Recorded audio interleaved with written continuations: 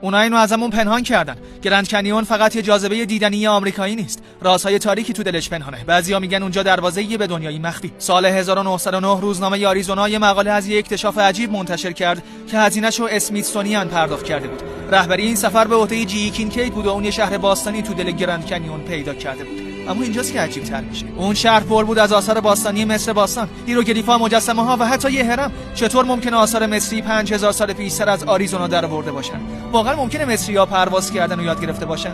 و تازه این فقط شروعشه.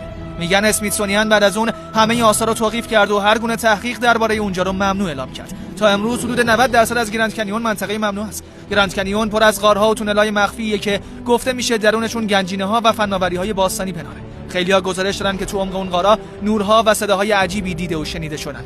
قبیله هوپی که بومی اون منطقه است از شهرهای زیرزمینی مقدسی به نام سیپاپو حرف میزنن. شهرهایی که به باور اونها دروازه‌هایی هستن به دنیای زیرین، دنیایی با انرژی‌های قدرتمند که نباید مختل بشه.